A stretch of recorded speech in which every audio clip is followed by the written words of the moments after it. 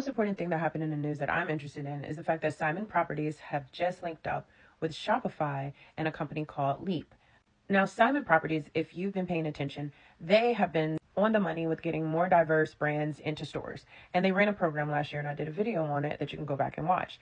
But this is a very important partnership because it's going to change a lot about what the future of retail looks like. So all of the legacy retailers and department stores that you're used to are now going to have to compete with a different layer of demand data. Simon Properties, Shopify, and Leap are using data to figure out which brands can come off of Shopify, which has a partnership with Instagram. So all of your favorite Instagram brands kind of have access to this deal.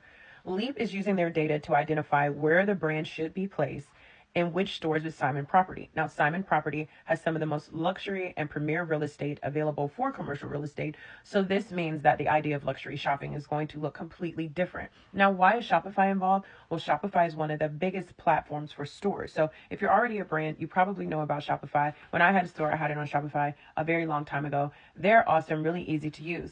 Now, they have desired to get into the physical retail space and even have introduced a new POS system so that your inventory in store can also match your inventory online. Now, this is really great because a lot of people thought that retail was dead. Retail is not dead, but it does need to be revived.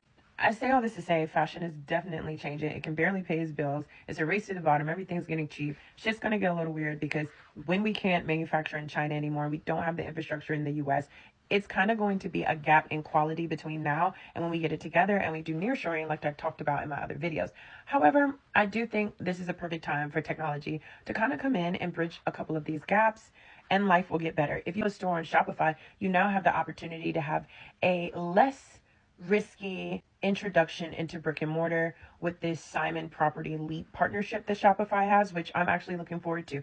I don't know the last time I went to a shopping center and was just hyped, but I think good things are coming. Stay tuned.